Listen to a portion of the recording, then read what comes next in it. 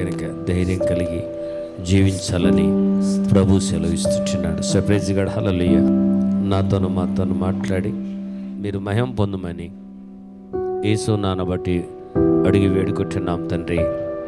హల్లెలూయా. చేతుల్లో ఒకసారి ప్రభువుకు స్తోత్రం చెప్తాం. దేవుని నామానికి మహిమ కలుగునుగాక.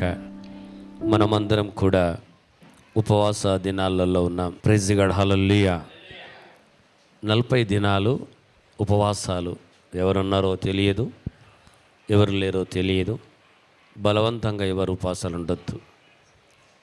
ఉపవాసాన్ని వ్యతిరేకించేవారు ఉన్నారు. Praise God. హల్లెలూయా.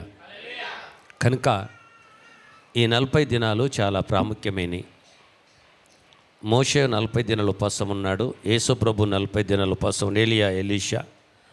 ఇంకా విచిత్రం ఏంటంటే ఇజ్రాయేల్ ప్రజలు 40 దినాలు నడుమన్నాడు ప్రభు. ఎన్ని గోత్రాల జనాలో తెలుసా? ఇజ్రాయేల్ ప్రజలను ఫరో నుంచి విడిపించండి. ఎన్ని గోత్రాలండి? 12 గోత్రాలు. Okay, praise God. ఎన్ని గోత్రాలు దేవుని మాట విని ఇజ్రాయేల్ దేశం వెళ్ళారు? 12 గోత్రాలలో ఈ రోజులు ఎంతమంది దేవుని వాక్యం ఎవరది? పిల్లలు కంట్రోల్ చేసుకోండి. 12 గోత్రాల్లో వినండి, 2 గోత్రాలు దేవుడు మధ్యాహ్నము మేఘస్తంభాన్ని, రాత్రి వెలుగు స్తంభాన్ని, మన్నను, మాంసము, ఎర్ర సముద్రం 2 పాయలు చేసి ఎన్ని రకాలుగా అద్భుతాలు చేసినా ఇక్కడ తింటున్నారు, తర్వాత పడిపోతున్నారు. 12 గోత్రాలను ప్రభు నడిపిస్తే ఈ 12 గోత్రాలు ఏంటో తెలుసా? దేవుని దగ్గర బానిసత్వంలో ఉన్నారు. బానిసలు అంటే తెలుసా? కాళ్ళకు చేతులకు బేడీలేసి పని చేపిస్తారు. భార్య ముందు భర్త చచ్చిపోయినా పట్టించుకోరు, భర్త ముందు భార్య చచ్చిపోయినా పట్టించుకోరు. ఏమీ ఉండదు, మొత్తం రాజ్యమే అల్లది ఉంటుంది.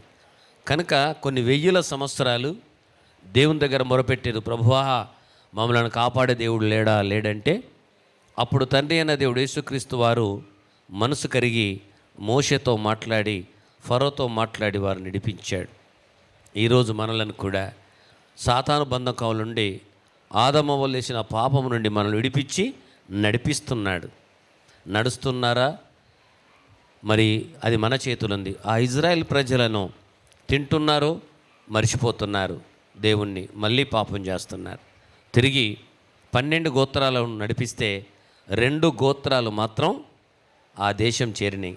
ఇంకా 10 గోత్రాలు బయట అక్కడక్కడ వెళ్ళిపోయారు. ఒక గోత్రం మన ఇండియాకి వచ్చింది. ఈ విషయాన్ని మీరు అర్థం చేసుకోండి. 40 దినాలు నడుమంటే ఓపిక లేక దేవునికి వ్యతిరేకంగా జీవిస్తే 40 సంవత్సరాలు నడిచిరు, కానీ వాళ్ళ జీవితంలో వాళ్ళ బ్రతుకులో ముట్టలేరు అక్కడికి. అర్థమవుతుందా? ఈరోజు మనలను ప్రభు నడిపిస్తున్నాడు. ఎక్కడికి? దేవుని మార్గానికి నడిపిస్తున్నాడు. నడుస్తున్నామా? పడిపోతున్నామా? నిలబడ్డామా? ఒకసారి మీరు ఆలోచించండి. ఇదంతా కూడా ప్రయాణం. యేసుక్రీస్తు 2వ రాకడ సమీపించింది. బైబిల్ గ్రంథంలో మత్తయి 24లో, దానియేలు గ్రంథంలో ఉంది. ఒకరి మీద ఒకరు చంపుకోవడం, కొట్టుకోవడం, మందిరాలు గులగొట్టడం, ఏమండి ఎన్నో ప్రాంతంలో భయంకరం నడుస్తుంది. కనుక దేవుని బిడ్డలారా, ఇదంతా దేనికి సాదృశ్యం అంటే క్రీస్తు రాకడకు సాదృశ్యం. కనుక ప్రభు ఒక మాట అన్నాడు, మీరు మర్చిపోయి ఉండొచ్చు. మీరు ఎక్కడికైనా వెళితే నీ కత్తి ఒరలో పెట్టుమన్నాడు.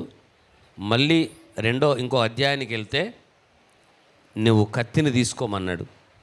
యేసు ప్రభు కొరడా పట్టిండు. సాతాను మన దగ్గరికి వస్తే మనం మౌనంగా ఉండే అవసరము లేదు. బుద్ధి చెప్పే సమయం ఇది, ప్రార్థించే సమయం. Praise God. హల్లెలూయా. ఈ 40 దినాలు చాలా ప్రాముఖ్యమైనవి. కనుక ఈ విషయాలు గుర్తుపెట్టుకొని మీరు ప్రభులో అందరూ కూడా ఉండాలని మనం చేస్తుంటున్నాను. ఉపవాస ప్రార్థనలు పెట్టుకున్నవారు ఈ ప్రార్థన ఎంతో మీరు చెప్తే మీ దగ్గర, ఎందుకనంటే నేను కూడా ప్రార్థనలో గడపాలన్న ఆలోచన ఉంది. ఈరోజు మనము లూకా సువార్త 18వ అధ్యాయము 8వ వచనం ఆఖరి భాగం నేను చదువుతాను. మనుష్య కుమారుడు వచ్చినప్పుడు ఆయన భూమి మీద విశ్వాసము కనుగొనునా. మనుష్య కుమారుడు అంటే ఎవరు? యేసుక్రీస్తు వారు. మీ అందరికి అర్థమవుతుందమ్మా? హల్లెలూయా. దయచేసి బైబిల్లో వాక్యం చదివిన వాళ్ళు వినండి. ఇదంతా మీ కొరకే ఈ అలంకరణ. ఎందుకంటే కనీసం మీ దృష్టి ఇక్కడ నుండి వాక్యం వింటారని ఆలోచించండి. మనుష్య కుమారుడు అంటే ఎవరు? యేసుక్రీస్తు వారు. యేసుక్రీస్తు వారు ఆయన భూమి మీదకి వచ్చినప్పుడు భూమి మీద విశ్వాసమును కనుగొంటాడు. నువ్వు ఎంత సంపాదించినావో నేను అడగాడు, నీ బిల్డింగులు అడగడు, మన నగలను దేన్ని అడగడు. నీలో చూసేది ఏంటో తెలుసా? విశ్వాసం. నీ విశ్వాసం ఎంత ఉంది? నువ్వు విశ్వాసంలో ఎంత ధనవంతుడు? నువ్వు విశ్వాసంలో ఎంత ధనవంతుడు? ఈరోజు విశ్వాసములను ఎంత బలపడ్డావు? అందుకనే దేవుడు బైబిల్ గ్రంథంలో ఒక పరీక్ష ఎలాంటి ఎగ్జామ్ పెడతాడంటే అది మనకు అర్థం కాదు. అబ్రహాంను దేవుడు ఆశీర్వదించాడు. అబ్రహాంకు ఒక పేరు పెట్టాడు దేవుడు. ఏంటండి? విశ్వాసులకు. అలాంటి విశ్వాసం మనకు కావాలా వద్దా? కావాలన్న చేతులు ఇవ్వండి. సరే, మీ కొడుకును బలి మటిస్తారా? చేతులు లేపారు, ఈజీగా లేపారు.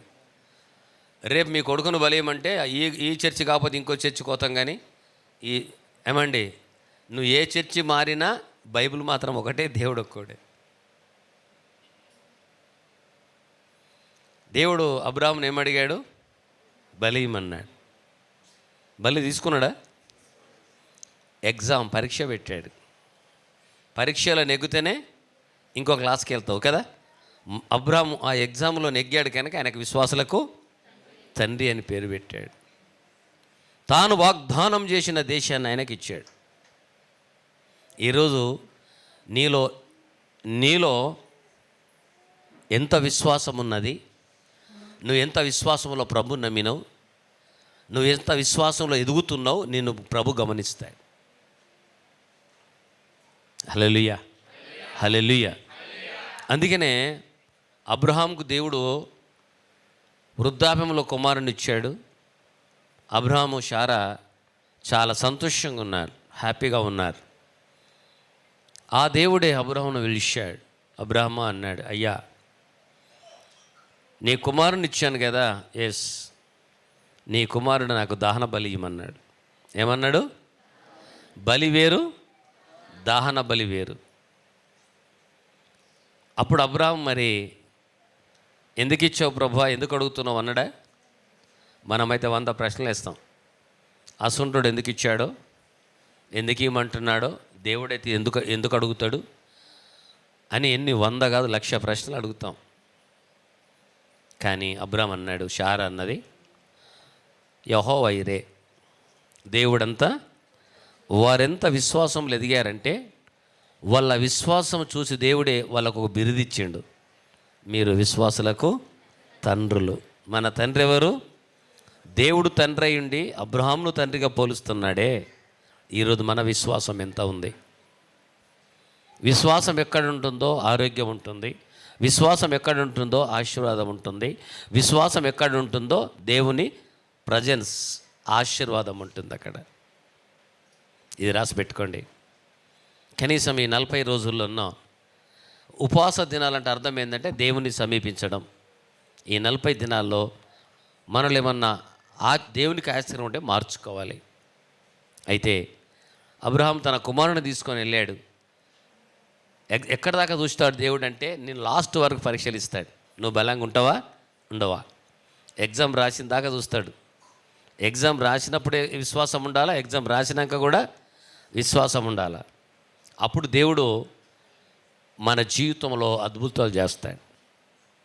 అబ్రహాం కత్తి తీసి కుమారుణ్ణి చంపబోయేసరికి అబ్రహాం అప్పుడు పిలిచాడు దేవుడు. అంటే మీకు విషయం అర్థమవుతుందా? అబ్రహాం ఎక్కడ కుమారుని చంపుతాడని దేవుడు అబ్రహాం మీద దృష్టి పెట్టి చూస్తున్నాడు. ప్రైజ్ గాడ్, హల్లెలూయా. అబ్రహాం ఎక్కడ కుమారుని చంపేస్తాడో అని అంత కఠినుడు గాడు మన దేవుడు. ప్రాణం పెట్టిండు కానీ ప్రాణము తీయడు అని కనిపెడుతున్నాడు. కత్తి తీసిన దాకా చూసిండు. అబ్రహాం ఆగన్నాడు. ఈరోజు మనలను కూడా నీ విశ్వాసం ఎంత ఉందో పరీక్షిస్తాడు. విశ్వాసంలో పడిపోతివా, అవిశ్వాసాలకు వెళ్ళిపోతివా, నీ లైఫ్ అంతా అపజయమే. నువ్వు విశ్వాసంలో ఎప్పుడైతే నెగ్గుతావో నీకు దేవుడు విశ్వాసులకు తండ్రిగా నీకు ముద్రేస్తాడు. తర్వాత అంతకే ముద్ర వేయలేడు, ఆయనకు ఆశీర్వదించాడు. వెండి బంగారము ఆయనంత ధనవంతులు ఎవరు లేరు. అంతేకాదు తన సంతానాన్ని ఆకాశం నక్షత్రంలాగా చేశాడు. దేని వలన? విశ్వాసం వలన. ఈరోజు మనకెంత విశ్వాసం ఉంది పరీక్షించండి. అయితే ప్రభు ఇక్కడ అంటుండంటే, నేను రెండోసారి భూమి మీదకి వెళ్ళినప్పుడు ఈ పత్రిక లూకా సువార్తలో మరి విశ్వాసము కనుగొనునా. ఎస్, ప్రైజ్ గాడ్, హల్లెలూయా. మీకు ఒక విషయాన్ని జ్ఞాపకం చేస్తాను. ఈ లూకా సువార్తలో 21వ అధ్యాయంలో ఒక విధవ వృద్ధురాలు కనబడుతుంది. మనందరం జాగ్రత్తగా వినాలి. వింటున్నారమ్మా? ఇక్కడ ఒక స్త్రీ కనబడుతుంది. ఆమెకున్న విశ్వాసం ఎంత, దేవుడు ఎలా బ్లెస్ చేశాడన్న 2 విషయాలు చెప్పుకొని మనం ముగించుకుందాం. 21 మొదటి నుంచి చదవాలి. కానుక పెట్టెలో తమ కానుకలు వేయుచున్న ధనవంతులను ఆయన పారజూచెను. ఒక బీద విధవరాలు 2 కాసులు అందులో వేయుచుండగా చూచి, ఈ బీద విధవరాలు అందరికంటే ఎక్కువ వేస్తానని మీతో నిజముగా చెప్పుచున్నాను. హల్లెలూయా, హల్లెలూయా. గట్టి చెప్పండి, హల్లెలూయా, హల్లెలూయా. మనం ఈరోజు మాట్లాడుతుంది ఏంటి? ఒక బీద విధవరాలకున్న విశ్వాసం. ఒక బీద విధవరాలకున్న విశ్వాసం. యేసుక్రీస్తు వారు తన పరిచర్యలో ఒక మందిరానికి వెళ్ళాడు. మందిరానికి వెళ్ళి వాక్యం బోధించి, ఎక్కడికి వెళ్తే అక్కడ వాక్యం బోధించేవాడు, అద్భుతాలు చేసేవాడు. So praise God. దేవుని ప్రతి మందిరంలో, మన మందిరాల్లో అద్భుతాన్ని పొందండి. ఇక్కడికి మీరు వెళ్ళొద్దు. సమస్యతో రాలా, సమస్య తొలగించుకొని వెళ్ళాలా. Praise God. సమస్య తీసుకొని ఇంటికి వెళ్ళొద్దు.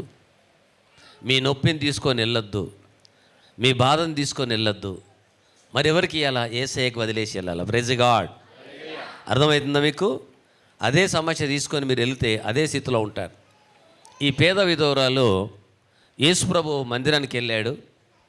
అన్ని రకాల మంది వెళ్తారు కనుక ఆ రోజు యేసు ప్రభు వెళ్ళిన మందిరానికి కనిపెట్టి ధనవంతులందరూ కూడా మందిరానికి వెళ్ళారు. ఎందుకంటే యేసయ్యను వెంబడిస్తున్నారు కొన్ని లక్షల మంది. అప్పుడు ఆ మందిరంలో దేవుని వాక్యము ఆయన బోధించాడు.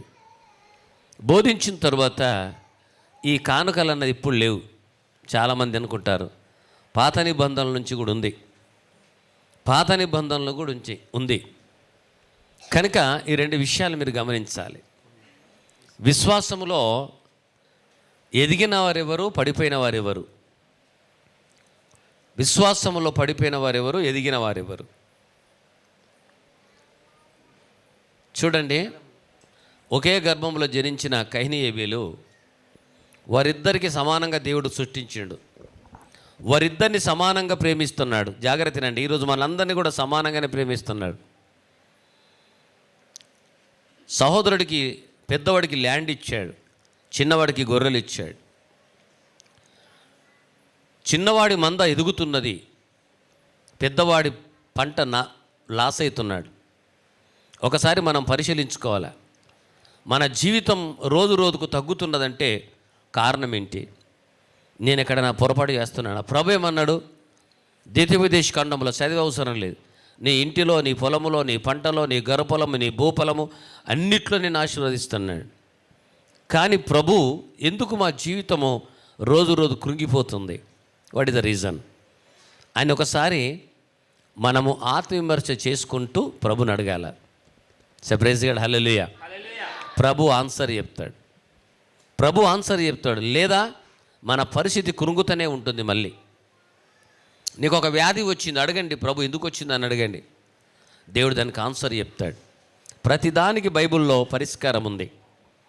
అయితే చిన్నవాడు ఎదుగుతున్నాడు విశ్వాసంలో, పెద్దవాడు విశ్వాసంలో పడిపోతున్నాడు. కారణం ఏంటంటే ఒక విషయం మీరు ఆలోచించండి. పెద్దవాడిని ఆశీర్వదించాడు, చిన్నవాడిని ఆశీర్వదించాడు. చిన్నవాడుల విశ్వాసం ఏంటంటే దేవుడు నాకు ఇచ్చాడు, నేను దేవునికి ఇవ్వాలి. పెద్దవాడు ఏమంటుండంటే, నేను కష్టపడింది రాలేదు కనుక నేను ఇవ్వను. అవిశ్వాసం ఎక్కడైతే స్టార్ట్ అయిందో అక్కడ పతనం స్టార్ట్ అవుతుంది.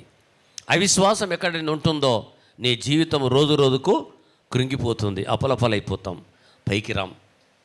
అందుకనే అబ్రాహాం పైకి రావడానికి విశ్వాసం ప్రాముఖ్యం. అబ్రాహాం పైకి రావడానికి విశ్వాసం ప్రాముఖ్యం. ఈరోజు ప్రభు చెప్పేది కూడా అడే, నా బిడ్డలు ఆశీర్వదింపబడక చూచి యెహోవా ఆనందించును అని చెప్తుంది బైబిల్ లేఖనం, అలా చెప్తుంది. అందుకనే ఈ జీవితంలో ఈ ఇందులో అంటున్నాడు ఇక్కడ, ఆయన నేను రెండోసారి వస్తా, వచ్చేటప్పుడు నేను గమనించేది మీలో విశ్వాసము ఇంత ఉంది అని. అయితే అందరు వెళ్ళారు మందిరానికి, అందరు వెళ్ళారు. మరి వాక్యం అయిపోయిన తర్వాత ఈ పద్ధతి మనం పెట్టలేం. ఈ కానుక పెట్ట దేవుడు ఏర్పాటు చేసింది.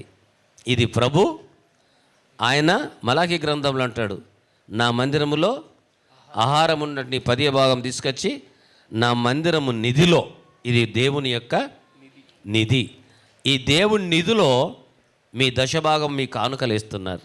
దేవుడు తీసుకొని ఎంజాయ్ చేయడు. దాని ద్వారా వేసిన వెంటనే దైవ సేవకుడు ప్రార్థించినప్పుడు మీకు 100 అవుతుంది. Praise God. ఇది నమ్మేవారికి అవుతుంది, నమ్మని వారికి కాదు. చాలా మటుకు ఏం చేస్తాం మనం, ఎప్పుడంటే చాలామంది పత్తలాలు అలవాటు కానీ తర్వాత ఎన్నెన్నో ఉంటాయి, వాళ్ళు ఏం సాధించేది ఉండదు, పోగొట్టుకుని ఇల్లు నాశనాలు అవుతాయి, అందులో దానికి బానిసలు అవుతున్నారు. కానీ ప్రభు చెప్తున్నాడు ఇక్కడ, నాకు ఇవ్వడం వలన నువ్వు ఆశ్రయింపబడుతావు అని చెప్తున్నాడు. ఇక్కడ వాక్యం అయిపోయింది, ప్రార్థన అయిపోయింది. మరి ప్రభు వెళ్ళే టైంలో ప్రభు కూడా కానుక చెల్లించాడు. బైబిల్లో ప్రభుని అడిగినప్పుడు అంటాడు, ఒక నాణ్యం తీసుకొని, ఇది రాజు కైసరకు దేవునికి దేవుని డబ్బులు మన దగ్గర ఉండొద్దు, అది దేవుని మందిరంలో వేసేయాల. అది ఏదన్నా కానీ బంగారం కావచ్చు, వెండి కావచ్చు, నగలు కావచ్చు, పైసలు కావచ్చు, అది మన సొత్తు కాదు. దేవునికి ఇవ్వాలా, నీది నీ దగ్గర పెట్టుకోవాలా. దేవుని ప్లేస్ నీ దగ్గర పెట్టుకుంటే అది శాపంగా మారుతుంది కానీ ఆశీర్వాదంగా మారదు అని నేను చెప్తలేదు, నా పరిశుద్ధ గ్రంథం చెప్తుంది. మీకు ఆ విశ్వాసం ఉంటే వాక్యం అర్థమవుతుంది, విశ్వాసం లేకుంటే మీకు అర్థం కాదు. ఎందుకనంటే ఈ 40 దినాలలో మీరు మారాలని దేవుడు అంటున్నాడు, మీ జీవితాలు బలపడాలని దేవుడు అంటున్నాడు, మీకు ఆరోగ్యం కావాలని దేవుడు అడుగుతున్నాడు, మీరేదైతే కృంగారో అందులోని విజయం రావాలని ప్రభు చెప్తూ ఈ లేఖన భాగాన్ని పంచుకోమంటున్నాడు. Surprise God. ఎంతమంది రిసీవ్ చేసుకుంటున్నారో మీరు ధన్యులు.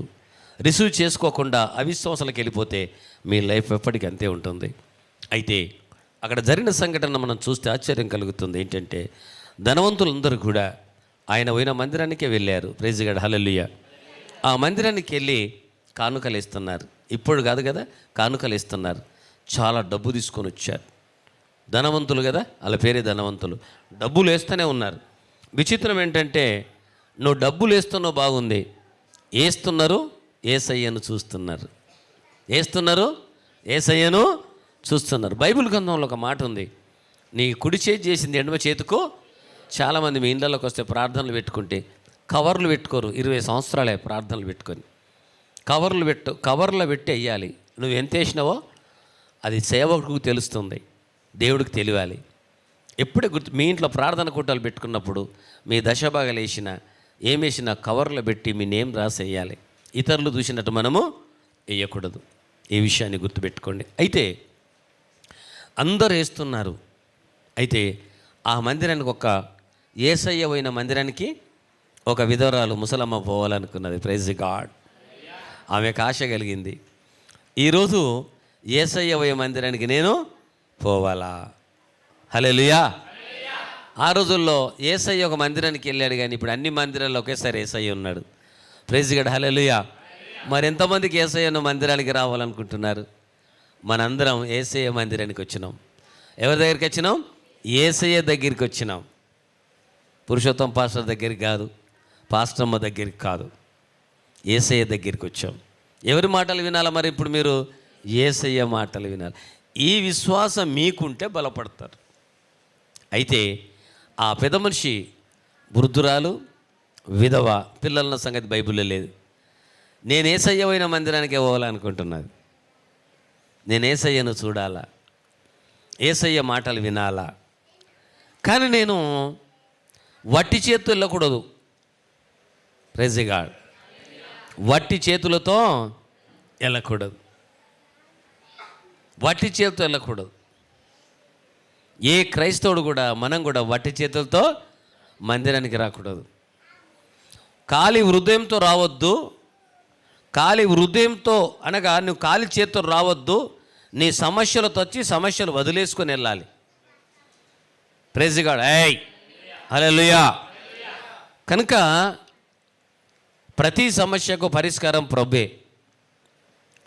ఈ వృద్ధురాలు పేదరికం మర్చిపోయింది. నేను పేదదాన్ని మర్చిపోయింది. నేను విధవ మర్చిపోయింది. I want see God. నేను దేవుణ్ణి చూస్తాను. आज मैं ऊपर वाला को देखना है, उसका बात सुनना है, उससे मैं ఆశీర్వాదం లేనా. అర్థమైందా? నేను ఆయనను చూడాలా, ఆయన మాటలు వినాలా, ఆయన ఆశీర్వాదము పొందుకోవాలి. డాక్టర్ దగ్గర, దేవుని దగ్గర, డాక్టర్ దగ్గర, అయ్యగారి దగ్గర అబద్ధాలు మాట్లాడద్దు. డాక్టర్ దగ్గర ఉన్నట్టు చెప్పాలా, మందులు ఇస్తాడు. దేవుని దగ్గర ఉన్నట్టు చెప్పాలా, మీకు సహాయం చేస్తాడు. పాస్టర్ దగ్గర ఉన్నట్టు చెప్తే మీ కొరకు విజ్ఞాపన చేస్తాడు. దాచుకునే క్రైస్తవుడు దేవుని దగ్గర, డాక్టర్ దగ్గర, పాస్టర్ దగ్గర ఎప్పుడు ఆశీర్వాదం పొందుకోరు. మళ్ళీ చెప్తున్నాను, మీ కొరకు ప్రార్థించే సేవకుని ఎందుకు ఏర్పాటు చేసిందంటే మీకు దేవునికి మధ్యవర్తిగా పెట్టిండు ప్రార్థన చేయడానికి. మరి ఇజ్రాయెల్ ప్రజలను దేవుడు విడిపించవచ్చు కదా. మోషేని ఎందుకు పెట్టాడు? ఆరోను ఎందుకు పెట్టాడు? ఒక్కసారి ప్రపంచమంతా క్రైస్తవులు అవును కాకుండా అయిపోతారు. ఎందుకు 12 మందిని ఏర్పాటు చేశారు? ఎందుకు ఈ బాధలు, ఎందుకు ఈ కొట్టుళ్ళు, చర్చలు గాలబెట్టుడు, అది గాలబెట్టుడు, ఇవన్నీ జరుగుతున్నాయి? ప్రభు రాకటకి బాగా ఆలోచించండి. Praise God. హల్లెలూయా. ఈమె హృదయములు అనుకుంది, కానీ వట్టి చేతితో నేను వెళ్ళొద్దు. ఎంత విశ్వాసం ఉంది కదా. ఏం చేద్దాం మరి? తినడానికే తిండి లేదు, ఇల్లు చక్కగా లేదు, ₹1 లేదు ఆమె దగ్గర, 1 NP లేదు. మీకు అర్థమైందా? ₹1 లేదు. ఏం చేయాలా? కానీ మందిరానికి వెళ్ళాలని ఉన్నది, దేవునికి ఇయ్యాలని ఉన్నది, దేవుని వాక్యం వినాలని ఉన్నది. ఎన్ని విశ్వాసాలుందో! దేవుని దగ్గరికి వెళ్ళాలా, దేవుణ్ణి చూడాలా, దేవుని మాటలు వినాలా, దేవునికి నేనేమన్నా ఇయ్యాలని విశ్వాసం ఉన్నది. నీకు విశ్వాసం ఉంటే దేవుడే భూమిలోకి వెళ్ళి పుట్టిస్తాడని. Praise God. ఏముండాలా? మొదటనే మనలో అవిశ్వాసం వస్తుంది. నా దగ్గర ఏమి లేదు, ఇంటికి ఇవ్వాలా, ఉన్నాయి కానీ ఇంటికి ఇవ్వాలా, ఇది అవిశ్వాసం.